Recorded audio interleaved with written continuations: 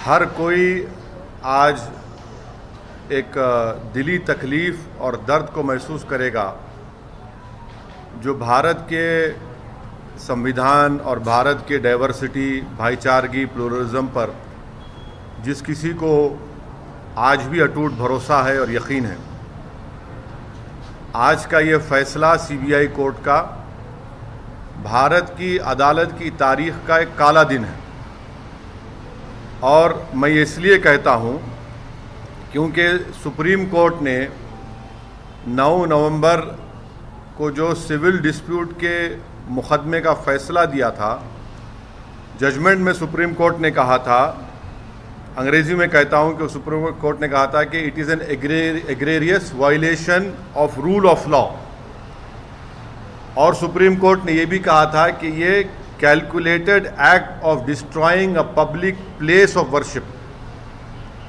अब मैं ये समझने से कासिर हूँ कि अगर सुप्रीम कोर्ट ये कहता है कि egregious violation of rule of law, तो क्या कोई जादू से मस्जिद को शहीद कर दिया गया था 6 दिसंबर को? क्या कोई जादू से वहाँ पर 28 और 29 दिसंबर की रात 49 में मूर्तियाँ रखी गई थी? क्या कोई जादू से उसके ताले खोले गए थे जब राजीव गांधी प्राइम मिनिस्टर थे? इसीलिए मैं ये कहता हूँ कि सुप्रीम कोर्ट ने जो बात कही उसके बरखिलाफ आज ये जजमेंट आया है। और ये मैं कहने पर मजबूर हूँ कि violence page for you politically. अगर आप वायलेंस करेंगे तो आपको मिल जाएगा, क्योंकि आप अंदाज़ा लगाइए कि अडवाणी की रथ यात्रा जहाँ कहीं भी भारत में गई, वहाँ पर खूनरेज़ी हुई, मासूम लोगों का कत्ल हुआ, जायदादें जलाई गईं, ख़ानदान उजड़ गए, बर्बाद हुए। और आज ये फैसला आता है सीबीआई कोर्ट का जिसमें कहते हैं कि वो स्पॉन्टेनियस नहीं था। तो हम ये जानना चाहते हैं कि भाई साहब, ये कितने दिन, कितने महीने लगेंगे प्रिपरेशन के लिए ताकि वो स्पॉन्टेनियस ना हो? आप बताइए ना, कितने दिन, कितने महीने लगेंगे स्पॉन्टेनियस ना हो? क्या ये बात सच नहीं है कि उमा भारती ने कहा था कि एक धक्का और दो, बाबरी मस्जिद तोड़ दो? क्या दुनिया ने नहीं देखा कि जब बाबरी मस्जिद शहीद हो रही थी तो मिठाइयाँ बांटे जा रहे थे?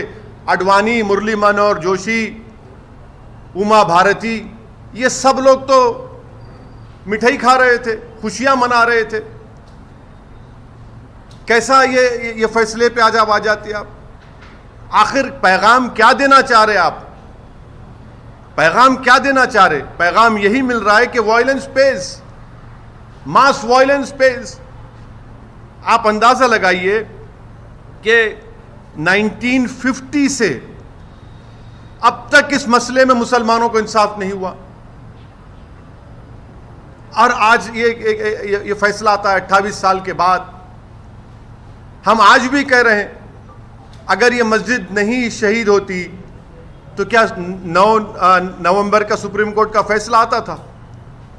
सारी दुनिया ने देखा कि जो लोग मस्साम में खड़े होकर स्पीचेस दे रहे थे, लोगों को उकसा रहे थे, उनकी मौजूदगी में क्या ये बात सच नहीं है कि सीबीआई की चार्जशीट में एक विटनेस ने कहा कि कल्याण सिंह, उस वक्त के चीफ मिनिस्टर, ने कहा कि रोक कंस्ट्रक्शन पर है, डिस्ट्रक्शन पर नहीं है? वो भी आप नहीं मानेंगे उसको? क्या सीबीआई की चार्जशीट में ये नहीं कहा गया था कि 5 दिसंबर की रात अडवाणी ने विनय कटियार के घर में साजिश रचाई? क्या यह बात सच नहीं है कि अडवाणी ने कल्याण सिंह को कहा कि उस वक्त तक आप रिजाइन मत करिए जब तक कि मस्जिद डेमोलिश नहीं हो जाती, ताकि गवर्नमेंट का डिसमिसल ना हो? क्या बीजेपी की सरकार उस वक्त की जाकर सुप्रीम कोर्ट को वादा नहीं किया था कि हम मस्जिद को बचाएंगे? ये फैसला, मुझे कहना पड़ेगा कि ये judgement satisfies the collective consciousness of Hindutva and its followers and its ideology। ये जजमेंट का यही है किसने तोड़ा फिर मस्जिद? फिर हम पूछना चाहते हैं, जब 6 दिसंबर 1992 को मस्जिद शहीद हुई थी, उस वक्त मैंने अपने आप को एक हेल्पलेस महसूस किया। मैंने अपने आप को अपने लिए एक ह्यूमिलिएशन समझा कि मैं अपनी एक शर्म महसूस हुई कि मैं अपनी मस्जिद को बचा नहीं सक रहा हूं, और आज आप ऐसा फैसला देते हैं। तो फिर आखिर इतना सब जो इन्वेस्टिगेशन हुआ, कैसा क्या हुआ? एक और बात आपको समझने की जरूरत है कि आडवाणी को हाईएस्ट सिविलियन अवार्ड दिया गया बीजेपी गवर्नमेंट तरफ से, एक्यूज हैं। तभी हमने कहा था कि देखो, मैं प्रेस कॉन्फ्रेंस कर कहा था कि आडवाणी को ये हाईएस्ट सिविलियन अवार्ड दिया जा रहा है। आज उसका नतीजा हम देख रहे हैं।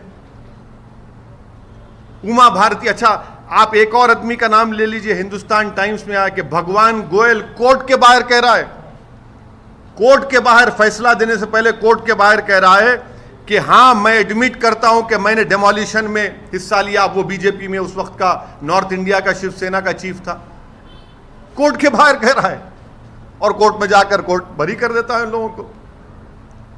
तो ये मेरे लिए बहैसियत एक भारत के मुसलमान के लिए, जो मैं 6 दिसंबर 1992 को जो मुझे एक ह्यूमिलिएशन और बेबसी जो मैं महसूस किया था, आज मैं वही महसूस कर रहा हूं।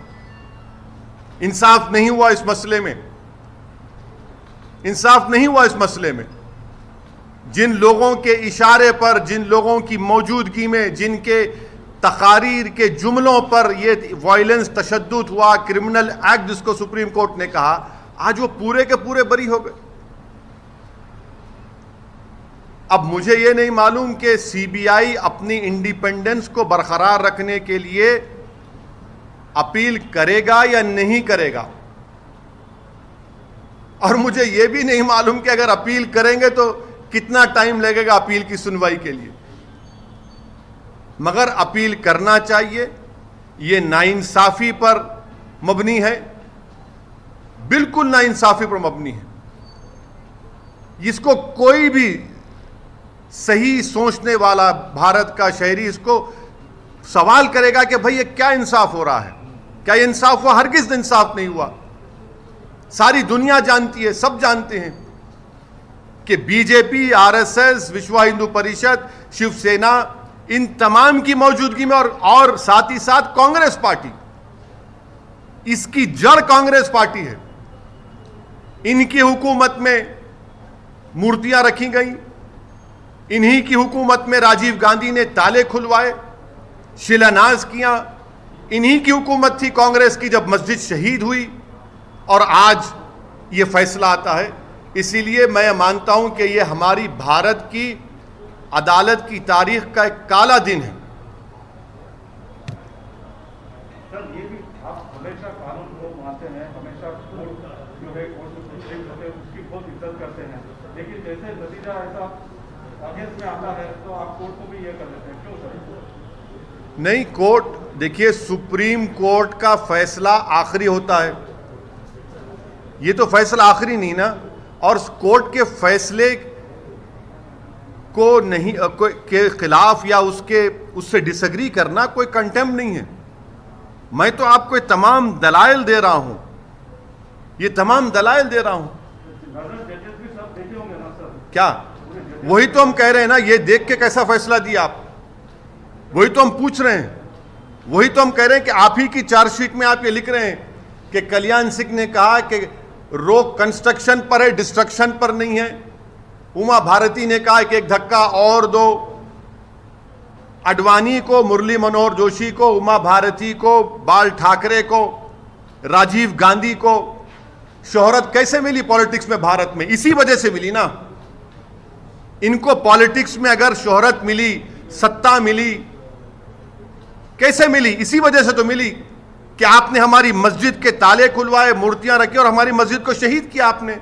इसीलिए तो आप होम मिनिस्टर बन गए, इसीलिए तो आप गंगा की सफाई के मिनिस्टर बन गए, इसीलिए तो आप एचआरडी के मिनिस्टर बन गए, इसीलिए तो आप कल्याण सिंह गवर्नर बने। भाई, आपने मुझे खत्म करके मेरी बर्बादी के ऊपर आपने अपना सियासी महल तामीर किया, और आज आपको क्लीन चिट दिया जा रहा है। आज आपको क्लीन चिट दिया जा रहा है, ये अफसोसनाक बात है। तो आगे क्या करने का विचार है सर? आगे अब ये देखना है कि सीबीआई अपनी इंडिपेंडेंस को बरकरार रखने के लिए अपील करेगी या नहीं करेगी। और अगर सीबीआई नहीं करती तो मैं मुस्लिम पर्सनल लॉ बोर्ड के जिम्मेदारों से अपील करूंगा कि वो इसके खिलाफ अपील करें। फैसला आता है और लॉ मिनिस्टर अडवाणी के घर को पहुंच जाते हैं। आप बताइए क्या पैगाम दे रहे हैं आप उन लोगों को जो भारत की खूबसूरती को मानते हैं, इंसाफ को मानते हैं? क्या पैगाम दे रहे हैं उन मीडिया के लोगों को जिन्होंने अपनी जानों को खतरे में डालकर कोर्ट में जाकर बयान दिया, उन पुलिस के ओहदेदारों पर जो अडवाणी के सिक्योरिटी में थे, उन्होंने कहा कि हां ये तमाम प्री प्लान था। क्या कोई जादू हुआ था क्या उस दिन? फिर किसने किया मेरी मस्जिद को शहीद? बताइए ना आप, मैं जानना चाहता हूं मेरी मस्जिद को शहीद किसने किया? फिर अगर मुरली मनोहर जोशी, अडवाणी, कल्याण सिंह, बाल ठाकरे, ये 32 अक्यूज, विनय कटियार, जिसमें नरसिम्हा राव भी शामिल है, कांग्रेस पार्टी, राजीव गांधी, इनकी हुकूमत शामिल, किसने किया? फिर बताइए ना, इंसाफ होगा या नहीं होगा? हमको बताइए आप। या इसी तरह हम अपने आंसू बहाते रहें? जमहूरियत को मजबूत करना जरूरी है, इंसाफ को मजबूत करना जरूरी है, मगर यह फैसला आता है। आचार्य धर्मेंद्र दास ये कहते हैं कि ये अभी तो जानकी है, काशी मथुरा बाकी है, जहां जहां इस तरह के दाग है उनको जल्द हटाया जाएगा। आप क्या कहेंगे सर इसमें? मैं क्या कह सकता हूं सर, आप अपने टीवी प्रोग्राम पर बोलिए कि रात में 9 बजे एक प्रोग्राम कर लो, इनके बयान पर कर लो ना। आप तो वो भी नहीं करना चाहते, करिए ना। आज आपने बाबरी मस्जिद की डेमोलिशन में जिन लोगों पर क्रिमिनल केस था उनको एक्सोनरेट करके आपने उनको पैगाम दिया है कि चलो आगे चलो, काशी और मथुरा को जो करना है करो, हम तुम्हारो क्लीन चिट देते जाएंगे। जहां तुम्हारी आस्था का मामला आएगा हम उस पर तुमको मदद करते जाएंगे। तुम ठहरो, तुम अंदर घुसकर उसमें ईदगाह में अब दोबारा मूर्ति रख दो, हम तुमको दे देंगे। वो यही तो हो रहा है ना। आप अंदाजा लगाइए रूल ऑफ लॉ फिर क्या होगा। रूल ऑफ लॉ इससे क्या होगा? सुप्रीम कोर्ट ने कहा non egregious violation of rule of law. तो क्या रूल ऑफ लॉ का वायलेशन नहीं हुआ? सुप्रीम कोर्ट ने कहा calculated act of destroying a public place of worship, और आप कहते हैं कि स्पॉन्टेनिटी नहीं थी।